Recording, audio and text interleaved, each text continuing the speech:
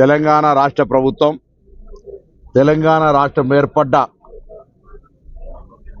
తర్వాత ఏర్పడ్డ నియంతృత్వ ప్రభుత్వాన్ని కాదని 10 సంవత్సరాలుగా ప్రజాస్వామ్యాన్ని కూనీ చేసి అధికార వికేంద్రీకరణ జరిగి గ్రామ ప్రాంతాల్లో సహా ప్రజాస్వామ్యం నెలకొనాలనే ఆకాంక్షలతో ఏర్పడ్డ తెలంగాణలో అధికారం అంతా ప్రగతి భవన్ కేంద్రమై మొత్తం నియంత్రణలాగా వ్యవహరించినటువంటి సందర్భంలో ప్రజలు స్వేచ్ఛ కోరుకొని ప్రజలంతా మార్పును కోరుకొని ఈరోజు తెలంగాణ లోపల కాంగ్రెస్ ప్రభుత్వానికి అవకాశం ఇచ్చినారు. మేము ఎన్నికలకు ముందు కూడా చెప్పినాం, ఎన్నికల తర్వాత కూడా మా ప్రక్రియ కొనసాగిస్తూ ఉన్నాం. ఎన్నికలకు ముందు 6 గ్యారెంటీలు చెప్పినాం. 6 గ్యారెంటీల్లో భాగంగా ప్రభుత్వం ఏర్పడ్డ 48 గంటల్లో 10 లక్షల రూపాయల ఆరోగ్యశ్రీ పథకం కావచ్చు, రాష్ట్ర వ్యాప్తంగా తెలంగాణ అక్క చెల్లెలకు మహిళలందరికీ కూడా ఉచితంగా బస్ ప్రయాణ సౌకర్యం కలుగజేసినాం. డిసెంబర్ 28 తేదీ నాడు 6వ తేదీ వరకు అప్లికేషన్లు, గతంలో ప్రభుత్వం ఏదైనా పథకాన్ని ప్రారంభిస్తే చదివండి ఆయన ఏమన్నా అడుగుతా ఉన్నా, ప్రజలు 6 నెలల తర్వాత ఇప్పటికే కనుమరుగు అయిపోయినామని జొన్నాడ ఫామ్ హౌస్ లో చదివి ఇప్పటికే ప్రజలతోటి తిరస్కరించబడ్డ తర్వాత కూడా ఈ యొక్కటువంటి మాటలు అహంకారపూరితంగా మాట్లాడుతున్నటువంటి మాటలు ప్రజలు గమనిస్తూ ఉన్నారు. ప్రభుత్వం మాకు అవకాశం ఇచ్చింది, ప్రజలు మాకు అవకాశం ఇచ్చినారు. ఓపిక పట్టుర్రి, 6 నెలలు అయిద్దా, ఇంకా 6 సార్లు గెలుస్తామా, ఏమైతే భవిష్యత్తు చెప్తుంది. మిమ్మల్ని ఇలా కూర్చుని పెట్టిన జాగాలో కూర్చొని ప్రభుత్వానికి సంబంధించి శాసనసభలో కూడా మీరు శ్వేతపత్రం పెడితే బయటకు వచ్చి శ్వేతపత్రం అన్నారు, మీరు చెమటోడ్చి రాష్ట్రాన్ని అభివృద్ధి చేసినామని. ఎన్ని తెలంగాణ ఏర్పాటుకు సంబంధించినటువంటి విభజన హామీలు అమలు చేసిరా, ఏం తీసుకొచ్చిరా కేంద్రంకి, ఈ రాష్ట్రానికి ఏం చేసిరా ప్రయోజనాలకు సంబంధించి ఒక్కటి విషయంలో కాళేశ్వరం కడితే కాళేశ్వరం కుంగేపాయే, మహబూబ్నగర్ ప్రాజెక్టు పూర్తి కాకనేపాయే, పాలమూరు రంగారు ఏం చేసిరా మరిగా. సో ఇవన్నీ ఉన్నాయి. మీరు బట్టలు తెచ్చుకుంటే మీకే నష్టం. ఓపిక పట్టి బట్టలతో మంచిగా నీట్గా కనబడే ప్రయత్నం చేయాలని కోరుతాం. ఇంకే సీరియస్గా చర్యలు తీసుకోమన్నారు. అదేవిధంగా డ్రగ్స్కి సంబంధించి అయితే స్పెషల్గా ఒక టీంను ఏర్పాటు చేసిన విధంగా మేము కార్యక్రమం తీసుకుంటా ఉన్నాం. భవిష్యత్తులో కూడా ప్రజా సంక్షేమం కోసం, ప్రజల అవసరాల కోసం మేము ఇచ్చిన వాగ్దానాలు అమలు చేయడంతో పాటుగా అనేక రకమైనటువంటి కార్యక్రమాలు తీసుకోబోతా ఉన్నాం. దయచేసి ప్రతిపక్షాలు కొద్దిగా ఓపిక పట్టండి. ఇప్పుడే నెలన్నర గాంధీ ఇష్టం వచ్చినట్టు మాట్లాడొద్దని ముందుగా గౌరవంగా చెప్తా ఉన్నాం. లేదంటే తప్పకుండా మీలాగా నియంత్రితంగా చేయం, కానీ ప్రజల కోర్టు లోపల మీకు సంబంధించిన ఇప్పటికే ఒకసారి బుద్ధి చెప్పారు, మళ్ళీ భవిష్యత్తులో బుద్ధి చెప్తారు. అదేవిధంగా రాబోయే పార్లమెంట్ ఎన్నికల్లో తెలంగాణ ప్రభుత్వం ప్రజలకు ఇచ్చిన హామీలు అమలు కావాలని, ఇక్కడ ఇంకా అనేక కార్యక్రమాలు జరగాలంటే కేంద్రంలో కాంగ్రెస్ పార్టీ పార్లమెంటు సభ్యులు 17 మంది ఉంటే ఫెడరల్ సిస్టంలో కేంద్రము రాష్ట్రము కలిసి గతం లోపల ఈ రాష్ట్ర ప్రభుత్వం కేంద్ర నిధులు తీసుకోవడానికి స్నేహితం బరాబరు చేసిర్రు, అన్ని బిల్లులకు మద్దతు ఇచ్చారు. కానీ కొద్దిగా ప్రజల్లో భ్రమ పెట్టడానికి రాష్ట్రము కేంద్రం కొట్లాడుకున్నట్టు చేసిర్రు. మాకు ఆ ఉద్దేశంలే. మేము తప్పకుండా రాబోయేది కేంద్రంలో కాంగ్రెస్ ప్రభుత్వమే, డబుల్ ఇంజన్ సర్కార్ అని మీరే అన్నారు. అందుకే తెలంగాణ నుంచి కూడా మొత్తం పార్లమెంట్ సభ్యులను కాంగ్రెస్ పార్టీ వాళ్ళని గెలిపియండి. రేపు పొద్దున మేమంతా ఈ యొక్క నియోజకవర్గాల లోపల ప్రజలకు ఇచ్చిన వాగ్దానాలను నెరవేరుతాం. ముఖ్యంగా బస్సులకు సంబంధించి మహిళలకు ఫ్రీ బస్సు ఇచ్చిన తర్వాత ప్రజల యొక్క ఆకాంక్షలు పెరిగినాయి, బస్సు ప్రయాణం ఆక్యుపెన్సీ పెరిగింది, అనేకమైనటువంటి లక్షల మంది బస్సును వినియోగించుకుంటా ఉన్నారు.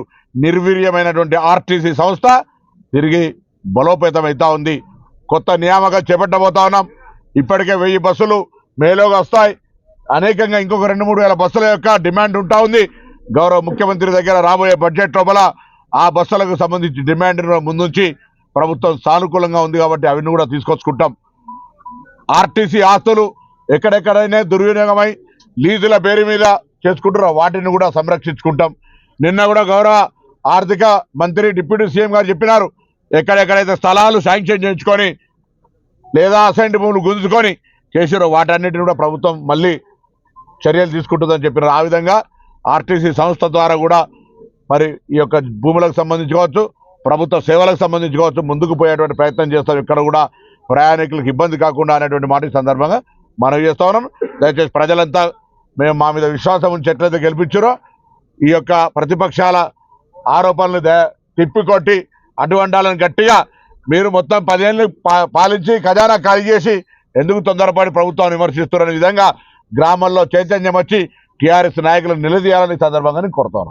1,05,00,000 పైన అప్లికేషన్లు వచ్చినాయి. అది కాక మిగతా సంబంధించినటువంటి అప్లికేషన్లు కూడా 20 లక్షల పైన అప్లికేషన్లు వచ్చినాయి. వాటన్నిటికి కూడా డాటా ఎంట్రీ ప్రాసెస్ అయిపోయింది.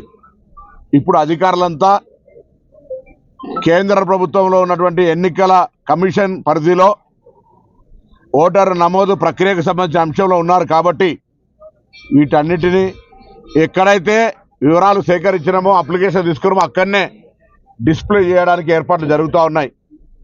అందులో ఎవరైనా మిస్ అయిన అప్లికేషన్ చేసుకోవచ్చు, ఎవరైనా అనర్హులుగా ఉన్నటువంటి వాళ్ళు అప్లికేషన్ చేసుకుంటే అది ఆ గ్రామ సభ లోపల వాళ్ళకు సంబంధించినటువంటి తప్పు అని చెప్పేటువంటి అవకాశం ఉంటుంది.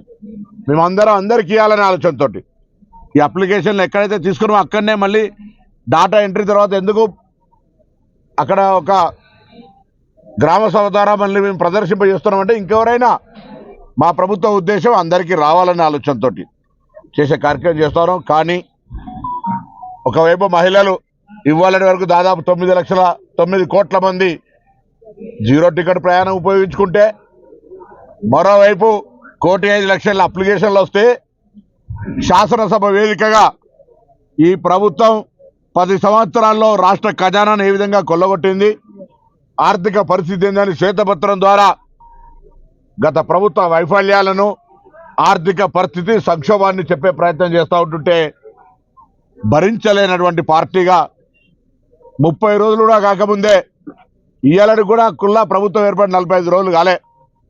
కానీ వాళ్ళు మమ్మల్ని 420 అంటున్నారు, మేము హత్యా రాజకీయాలు చేస్తున్నామంటున్నారు, దిగజారుడు రాజకీయాలు చేస్తామంటున్నారు. ఈరోజు వాళ్ళ పార్టీ శాసనసభ్యులు కొంతమంది అరే కనీసం ఒక ఏడాదన్నా ఆగాలే కదా, ప్రభుత్వం ఇచ్చిన మాటలకో వాళ్ళ కార్యక్రమాల నిర్వహణకు సంబంధించో అనే మాట కూడా మాట్లాడుతుంటే కూడా బుద్ధి జ్ఞానం లేని అధికారంలో ఉన్న మంత్రులు 10 సంవత్సరాలుగా అనుభవించినటువంటి వెధవల్లాగా ఇలా మరుగుతూ ఉన్నారు. ఇలాంటి పరిస్థితుల లోపల వాళ్ళు అడుగుతున్నాం, ఇలా మీరు మాట్లాడుతున్న మాటలు ఒక్కసారి సమీక్షించుకోండి. నిన్న హరీష్ రావు గారు మన ఎక్కడో మాట్లాడుతూ ఉన్నాడు, 10 సంవత్సరాల అధికారంలో ఆటో కార్మికులకు సంబంధించి ఒక్క కార్యక్రమం చేపట్టలేదు సంక్షేమం మీద.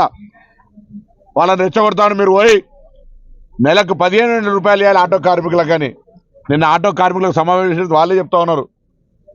ఇది సాధ్యమయ్యే ముచ్చట్న రెచ్చగొట్టే ప్రయత్నం అట్లా ఏ అంశానికి మిత్రుడు మాజీ మంత్రి యువరాజు కేటీఆర్ గారు అక్కడ పోయి సర్పంచుల సమావేశం పెడతారు. ఎక్కడైతే సర్పంచులు చావడానికి కారణమేనో అక్కడ మీరు సంతాప సభ పెట్టినట్టున్నది, మీరే చంపి మీరే సంతాప సభ పెడతా ఉన్నారు. ఇలా విద్యుత్తుకు సంబంధించుకోవచ్చు లేదా అనేక అంశాల మీద ఒక అపోహలు సృష్టించేటువంటి ఒక ప్రయత్నం చేస్తూ ఉన్నారు. వాళ్ళకి సంబంధించిన పత్రిక ద్వారా నేను హైదరాబాద్లో ఎక్కడ ఇబ్బంది లేకున్నా నీటికి కటకట పత్రికల హెడ్లైన్స్ పెట్టి మాట్లాడుతూ ఉన్నారు. వీటన్నిటిని ప్రజలు గమనిస్తూ ఉన్నారు, ప్రజలకు విశ్వాసం కలిగేస్తూ ఉన్నాం. వాళ్ళు ఎన్ని మాట్లాడినా కాంగ్రెస్ పార్టీ పరిపాలించేటువంటి విధంగా అనుభవం ఉన్నటువంటి పార్టీ. సమస్యల మీద ఈరోజు మేము అధికారంలో రాగానే కంచెలను తెంపి ప్రజాస్వామ్యానికి స్వేచ్ఛకు అవకాశం ఇచ్చి గౌరవ శాసనసభ్యులందరం కావచ్చు, మంత్రులు కావచ్చు, ప్రభుత్వంలో ఉన్న అధికారులు కూడా ప్రజల దగ్గరికి వెళ్ళి వాళ్ళ యొక్క సమస్యలు తెలుసుకుంటా ఉన్నాం. సెక్రటరీకి రాగలుగుతూ ఉన్నారు, లేదా అక్కడ ఉన్నటువంటి ప్రగతి భవన్కి వచ్చి ప్రజావాణిలో విజ్ఞాపన పత్రాలు ఇస్తూ ఉన్నారు. అనేకమైనటువంటి అంశాలు బయటకు వస్తూ ఉన్నాయి. ముఖ్యంగా గత శాసనసభ్యులు అధికారంలో 10 సంవత్సరాలు దున్నపోతుల్లాగా అటు శాండ్, ఇటు ల్యాండ్, అటు మైన్, ఇటు వైన్ దందాలు చేసి అక్రమంగా సంపాదించిన అన్నిటి మీద ఎక్కడెక్కడ ఉన్నాయో మేము ప్రజలందరికీ తెలంగాణ ప్రభుత్వం పక్షాన కోరుతా ఉన్నాం. మీరు నిజంగా ప్రభుత్వంలో న్యాయం జరగాలనుకుంటే మీ భూములు అక్రమణకు గురైనాయి లేదా గత శాసనసభ్యులందరూ కూడా భూ కబ్జాలు చేసిన వివరాలన్నీ సంబంధిత అధికారులకు ఇవ్వండి, చర్యలు జరుగుతాయి. ప్రభుత్వ భూమి ప్రభుత్వానికి ఉంటుంది, ప్రభుత్వం అంటే మనం అందరం. అదేవిధంగా ప్రభుత్వ భూములు అమ్ముకున్న వాళ్ళందరినీ కూడా ఉక్కు పాదం మోపే విధంగా చర్యలు తీసుకుంటాం. Land mafia